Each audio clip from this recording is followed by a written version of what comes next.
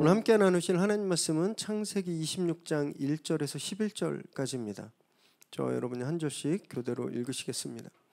아브라함 때 첫 흉년이 들었더니 그 땅에 또 흉년이 들매 이삭이 그랄로 가서 블레셋 왕 아비멜렉에게 이르렀더니 여호와께서 이삭에게 나타나 이르시되 애굽으로 내려가지 말고 내가 내게 지시하는 땅에 거주하라. 이 땅에 거류하면 내가 너와 함께 있어 내게 복을 주고 내가 이 모든 땅을 너와 내 자손에게 주리라. 내가 내 아버지 아브라함에게 맹세한 것을 이루어 내 자손을 하늘의 별과 같이 번성하게 하며 이 모든 땅을 내 자손에게 주리니 내 자손으로 말미암아 천하 만민이 복을 받으리라. 이는 아브라함이 내 말을 순종하고 내 명령과 내 계명과 내 율례와 내 법도를 지켰음이라 하시니라.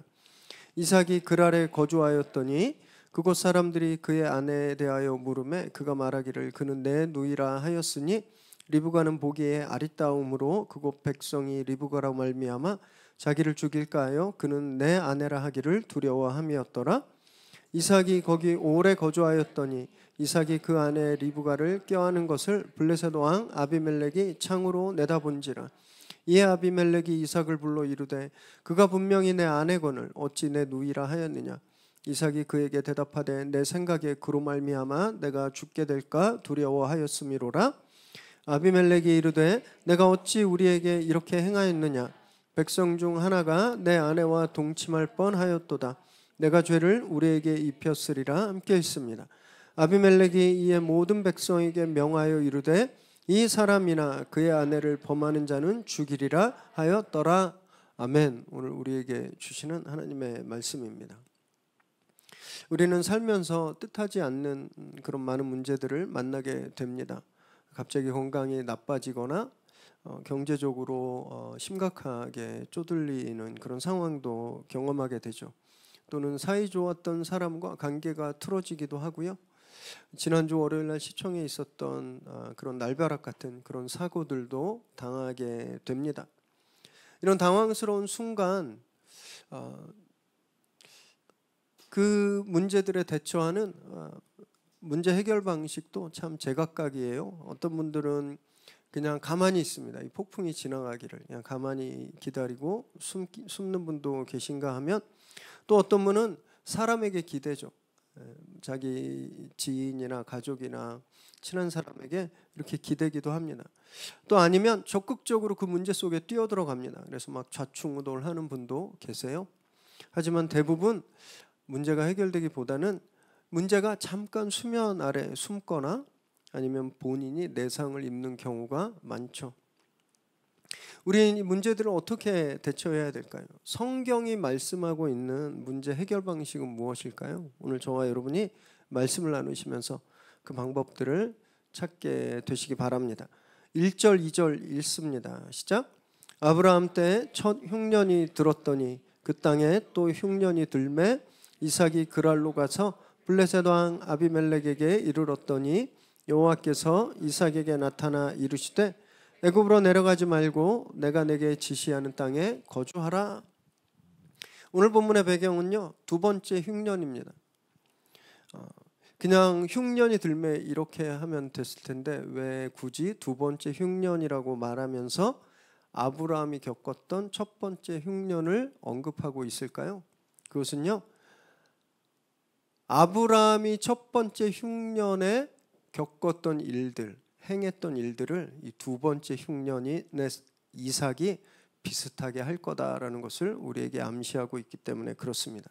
그러면 그 첫 번째 흉년 때 아브라함은 어떻게 했을까요? 무슨 일이 있었을까요? 창세기 12장 10절 읽습니다. 시작. 그 땅에 기근이 들었으므로 아브라함이 애굽에 거류하려고 그리로 내려갔으니 이는 그 땅에 기근이 심하였음이라. 첫 번째 흉년에 아브라함은 애굽으로 피신했습니다. 부전자전이라고 이삭도 마찬가지입니다. 오늘 본문에 그가 그랄로 갔다고 되어 있잖아요. 이것은 그랄로 가서 살려고 간 게 아니라 이 그랄을 중간 기착점으로 해서 애굽으로 가려고 갔습니다. 지도 한번 보여주실까요? 네, 여기 지금 여기 지도가 까매지니까 여기 지금 지도예요. 요 아래가 아라비아 사막입니다. 그리고 지금 부엘라 헤로이 이삭이 머물고 있는 곳은 딱 그 사막의 경계 지역에 있었어요. 그가 그랄로 갑니다. 이 그랄은 비교적 상태가 좀 나았던 곳인데 이 그랄로 간 이유는요. 여기 제가 점선으로 해놨는데 요 그랄에서 이 나일강 삼각주 애굽 땅이죠. 여기로 가장 최단 거리인 해안도로가 있습니다. 이 해안길을 따라서 애굽으로 가려고 지금 부엘라 헤로이에서 그랄로 간 거예요. 그리고 또 오늘 본문도 그걸 증명하고 있는데요. 하나님이 너 애굽으로 가지 마 이렇게 말씀하셨죠. 그럼 뭐예요? 이삭이 애굽으로 가려고 했던 겁니다. 그래서 하나님이 가지 말라고 말씀하시는 거예요. 근데 여기서 첫 번째 흉년 때는 없었던 사건이 두 번째 흉년에는 있는데 그래서 뭐냐 하면요. 하나님이 말씀하셨다라는 거예요. 하나님이 가지 말라 그러셨다라는 겁니다. 아까 저희가 방금 읽은 창세기 12장 10절에서는 그냥 아브라함이 애굽으로 갔다라고 나왔잖아요. 근데 오늘 본문에선 하나님이 이삭에게 나타나십니다. 그래서 가지 말라고 말씀하세요. 궁금하시죠? 왜 아브라함한테는 가지 말라고 말씀하지 않으시고 왜 이삭에게만 가지 말라고 말씀하실까? 지난주에 지난 시간에 우리 편애에 대해서 말씀을 나눴는데 하나님도 아브라함 말고 이삭을 편애하시나? 그런 생각을 하시게 될 텐데 전혀 그렇지 않습니다. 저희가 이삭의 내러티브를 시작하면서 이삭이 어떤 사람이라고 함께 보았죠? 기도하는 사람. 이삭은요 습관을 따라 광야에서 기도하는 사람이었습니다. 습관을 따라 광야에서 기도하다가 리브가를 결혼하러 온 리브가를 만났잖아요. 습관, 기도가 습관이 되어 있는 사람이에요. 이삭은 기도의 사람이었습니다. 그럼 이렇게 유추해 볼 수 있는 거예요. 그가 그랄에 가서 기도했다는 겁니다. 하나님, 제가 애굽으로 갈까요? 애굽으로 가는 게 맞을까요? 기도했다는 거예요. 그래서 하나님이 나타나신 겁니다. 가지 마. 아브라함은 기도했다는 말이 없습니다. 창세기 12장 10절 다시 한번 띄워주시겠어요? 아브라함이 그냥 갔어요. 그러니 하나님의 말씀도 없습니다. 왜? 기도하지 않았으니까 하나님이 개입하실 틈이 없는 거예요. 여러분, 하나님은요 기도하는 사람에게 말씀하십니다. 하나님은 노는 사람에게 말씀하지 않으세요? 하나님은 기도 안 하고 자기 마음대로 하는 사람에게 말씀하지 않으십니다. 하나님은 기도하는 사람에게 말씀하세요. 그 기도를 절대 헛수고로 만들지 않으시는 거죠. 저희가 제가 이제 개별적으로 우리 성도님들께 기도 부탁하고 말씀도 드렸던 대로 저희가 이제 큰 변화가 있습니다. 교회 이 건물을 떠나서 이제 교회를 옮기게 되는 저희가 진짜 해야 될 것들이 많고 막 머리가 너무 복잡하고 생각하면 답답하기도 하고 이 짐들을 어떻게 해야 되나 막 이런 고민들이 있는데 함께 더 열심히 기도했으면 좋겠어요. 하나님은 우리 기도에 반드시 응답하시는 분이시거든요. 우리가 기도할 때 하나님이 답을 주시는 겁니다. 하나님께서 이 모든 과정을 직접 개입하셔서 일하실 것을 믿으시고 마음을 모아서 더욱더 기도에 힘쓰는 저와 여러분 되시기 바랍니다. 5절 6절 읽습니다. 시작. 이는 아브라함이 내 말을 순종하고 내 명령과 내 계명과 내 율례와 내 법도를 지켰음이라 하시니라. 이삭이 그랄에 거주하였더니 3절과 4절에 보면 하나님께서 당신이 아브라함과 한 축복의 약속들을 쭉 말씀하십니다. 큰 민족을 이루고 너의 자손으로 모든 민족들이 은혜를 입게 되고 덕을 입게 되고 막 이렇게 말씀하세요. 그러면서 그 조건, 그 키워드가 순종이다라고 말합니다. 내 명령, 내 말씀, 내 계명, 내 율례를 지키면 순종하면 그 복을 너에게 주겠다 말씀하시는 거예요. 축복의 키워드는 순종입니다. 그래서 이삭이 이 말씀을 듣고 마음을 고쳐 먹습니다. 그래서 어디에 머물러요? 그랄에 머물렀어요. 그랄에. 짧은 문장으로 8절에 이삭이 그랄에 거주하였더니 짧은 문장으로 이렇게 기록되어 있는데요. 그 안의 내용은 절대 짧지 않습니다. 그 안의 내용은 절대 가볍지 않아요. 지금 이삭의 눈앞에 보이는 현실은 무엇이었나요? 흉년과 기근입니다. 가나안은 아시다시피 요단강이 흐르고 있습니다. 그런데 가뭄이 계속되면 그 강이 바짝 말라요. 그냥 마른 땅처럼, 그냥 모래처럼 바짝 마릅니다. 그러면 그 주변 지역이 빠르게 사막화가 되는 거예요. 나무들은 다 말라 비틀어지고요. 풀은 순식간에 자취를 감춰버립니다. 이게 지금 이삭이 보고 있는 현실이에요. 지금 이삭의 눈앞에서 일어나고 있는. 이삭은 뭐 하는 사람이었나요? 농사 짓는 사람이었나요? 아니면 건축가였나요? 회사 다니는 사람이었나요? 이삭은 노매드, 가축을 치는 유목민이었습니다. 생각해 보세요. 가뭄이 들어서 땅에 풀이 없어지면 가축은 어떻게 돼요? 죽습니다.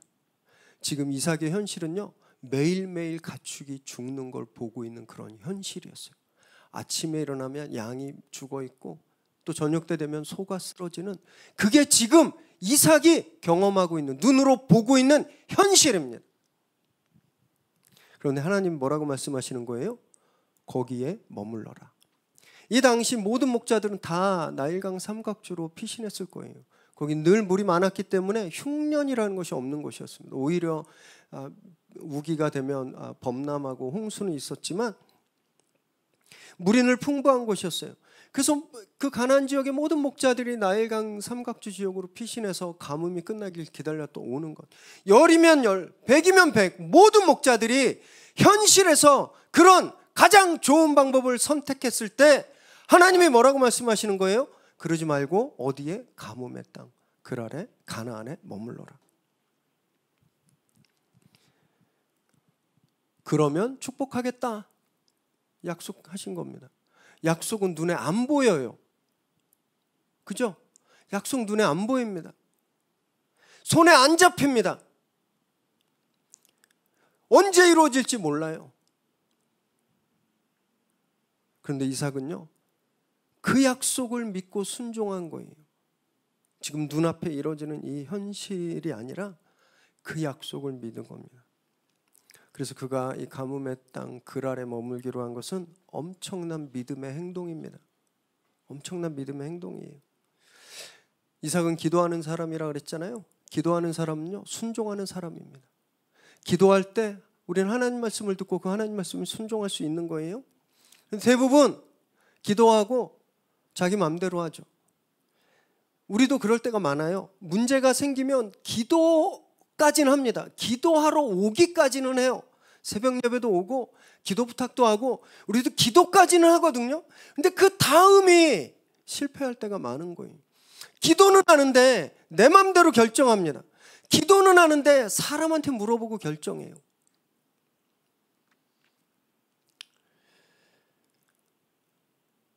이삭은 그러지 않았습니다.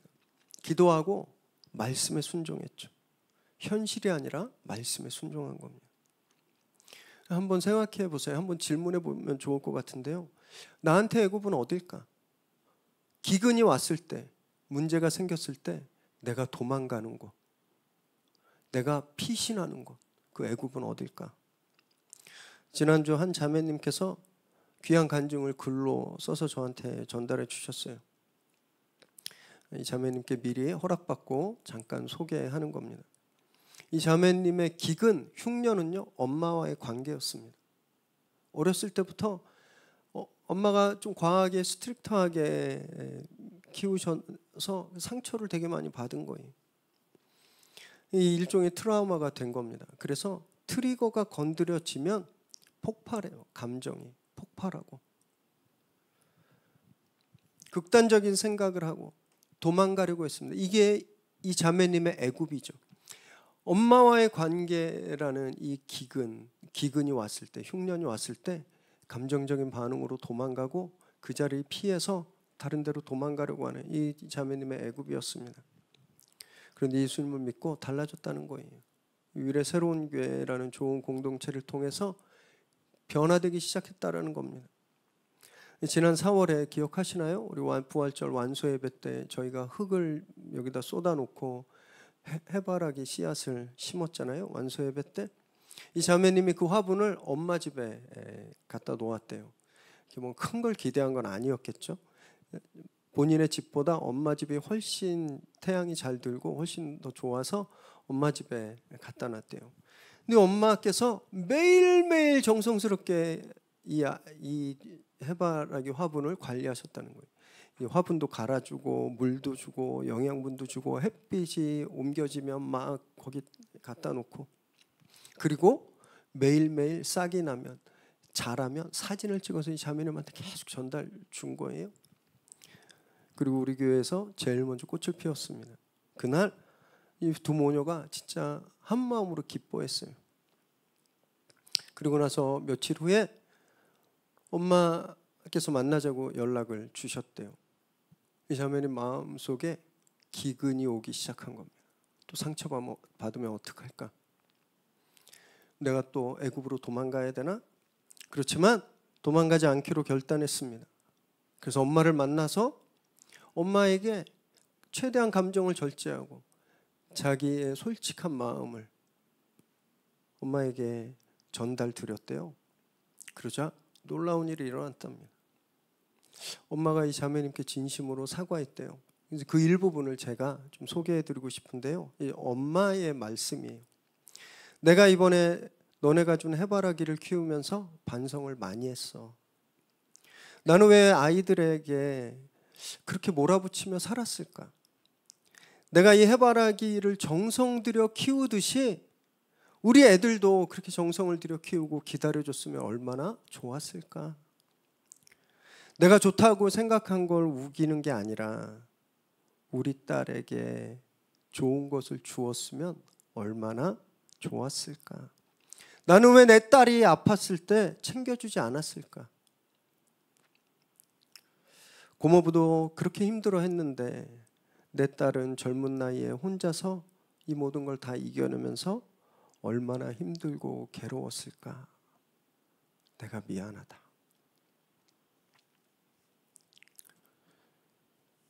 이 자매님 10대 이후 거의 20여 년간 지독한 기근이 회복되는 순간이었죠. 해바라기가 싹이 나고 자라면서 이 관계가 회복되기 시작한 겁니다. 꽃을 피우자 그 열매가 이 관계에도 꽃이 피게 된 거예요. 이 자매는 이렇게 고백했어요. 예수님을 믿고부터 엄마가 더 이상 무섭지 않게 되었다는 겁니다. 이게 흉년이 기근이 더 이상 무섭지 않게 된 거예요. 오히려 엄마를 불쌍히 여기게 되고 그래서 엄마를 전도하려고 더 가까이 가려고 연락도 자주 했다라고 말하는 거예요. 이 자매님이 그 자리, 그랄 흉년은 있지만 하나님이 말씀하신 그 자리에 믿음의 자리에 머물기로 결단하니까 그 결실이 이루어진 겁니다. 물론 저와 여러분 모두가 다 이런 해피엔딩을 경험하진 않을 수 있어요. 어쩌면 우리가 생각하는 해피엔딩은 하나님이 생각하는 해피엔딩과 다를 수 있습니다. 또는 아직 우리의 해피엔딩은 오지 않을 수 있어요. 그러나 여러분 우리가 애굽으로 도망가지 않고 그랄에 머문다면 하나님 반드시 그곳에 거룩한 엔딩을 주실 것을 믿으시기 바랍니다. 말씀의 자리, 믿음의 자리에 늘 머무르십시오. 그래서 하나님께서 하시는 일을 목격하는 저와 여러분 되시기를 주님의 이름으로 축원합니다. 7절 읽습니다. 시작. 그곳 사람들이 그의 아내에 대하여 물으매 그가 말하기를 그는 내 누이라 하였으니 리브가는 보기에 아리따움으로 그곳 백성이 리브가로 말미암아 자기를 죽일까 하여 그는 내 아내라 하기를 두려워함이 어떠라. 흉년이라고 하는 아주 치명적인 그런 문제에서 믿음의 결단으로 승리했잖아요. 그런데 그렇게 승리했음에도 불구하고 이삭은요 자기 아버지 아브라함이 저질렀던 잘못을 똑같은 장소에서 똑같이 저지르게 됩니다. 리브가가 아리따웠던 것 같아요. 사라도 아리따웠다고 했습니다. 자기들 눈에만 그렇게 아리따워 보였는지 아니면 아빠가 아리따운 아내를 얻으니까 아들도 아리따운 아내를 얻은 건지 그 저도 건이가 아리따운 아내를 얻을 거라고 기대해도 되는 건지는 잘 모르겠습니다. 블레셋 사람들이 자꾸 물어본 거예요. 저 여성은 누굽니까? 저 여인은 누굽니까? 아니 내 아내입니다 하면 날 죽이고 뺏어갈까 봐 내 여동생이에요 이렇게 말한 거예요. 아브라함과 똑같은 잘못을 한 거죠. 궁금하죠?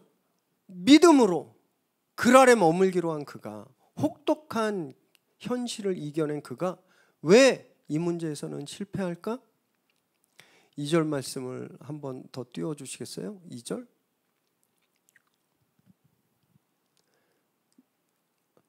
아니, 요거 말고 오늘 본문 2절.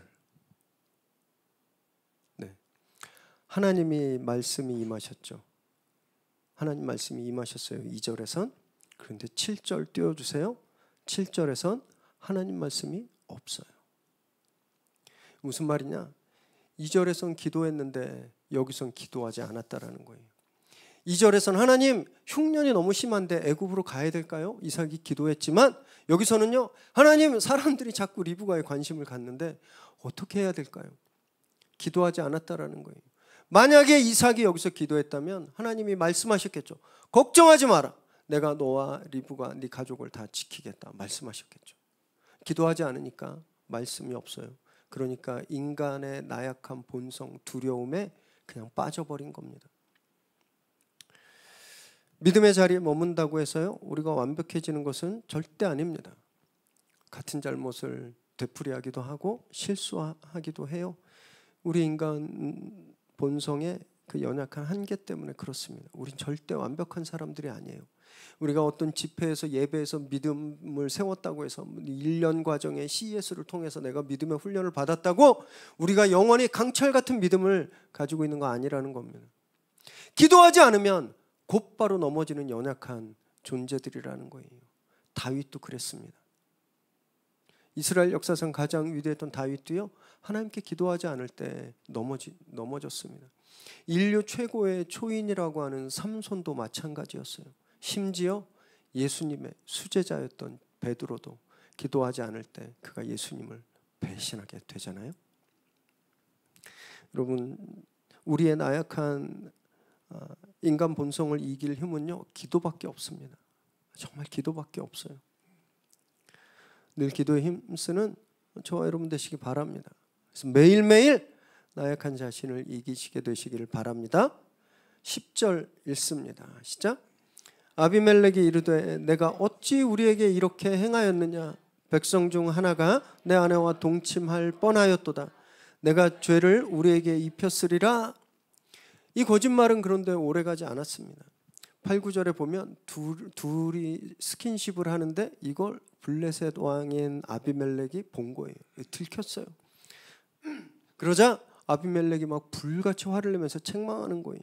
만약에 내 백성 블레셋 남자 중 누가 리브가를 데리고 결혼했으면 그 사람 하나님의 저주를 받아 죽었을 텐데 어떻게 네가 우리한테 이럴 수가 있느냐?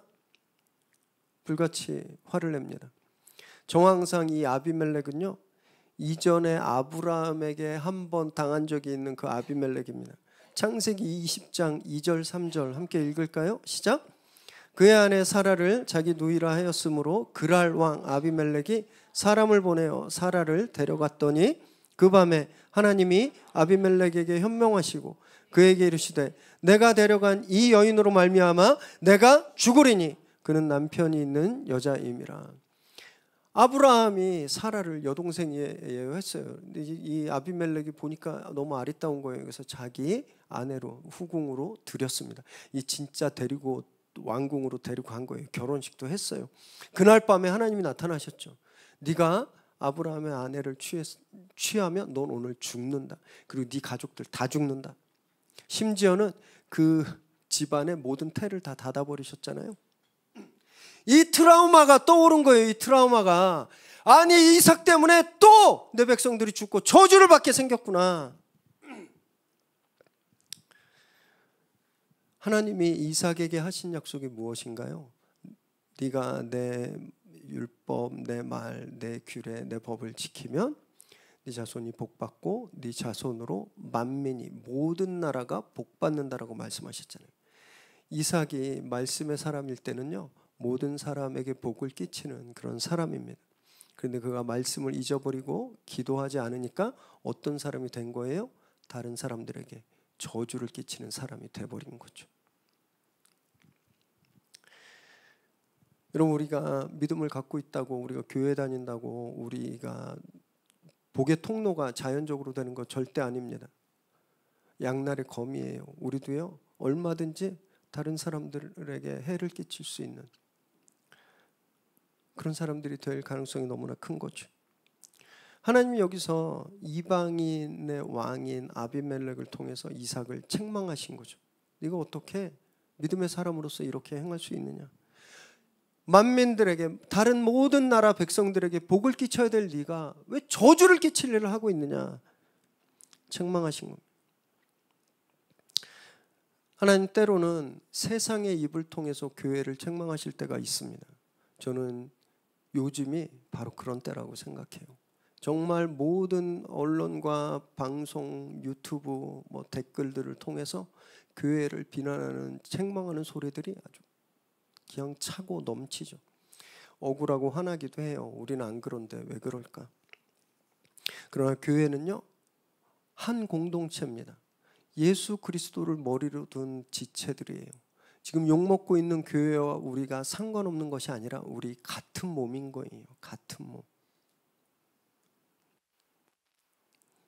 그렇게 세상을 통해서 교회를 책망하실 때 우리는 어떻게 해야 되나요? 반박하고 정치화해서 그들과 대항해야 되나요? 그러면 망하는 겁니다. 하나님 책망하실 때 무릎 꿇어야 되는 거예요. 그래야 우리가 살 수 있는 겁니다. 이삭이 그러잖아요. 자기 죄를 고백합니다. 내가 두려워서 그랬다고. 그래야 회복이 일어나는 거죠. 10절 읽습니다. 시작. 아비멜렉이 이에 모든 백성에게 명하여 이르되 이 사람이나 그의 아내를 범하는 자는 죽이리라 하였더라. 아비멜렉이 책망하자 이삭이 자기의 죄를 고백합니다. 내가 잘못했습니다. 내가 이래서 이랬습니다. 변명하지 않았어요. 당신이 뭔데 그래? 이삭도 어느 정도 세력이 있었거든요.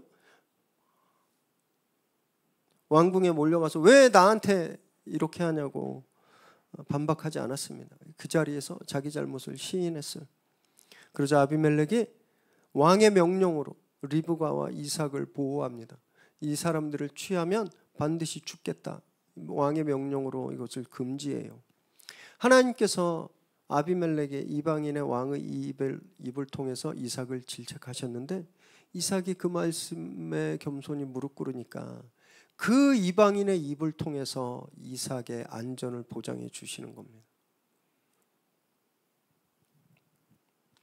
비록 이삭이 인간적인 연약함으로 그냥 아내를 누이라고 속이는 그런 잘못을 저질렀지만 그 잘못을 회개했을 때 하나님은 약속하신 대로 그들을 지켜주시고 보호해 주시는 것이죠.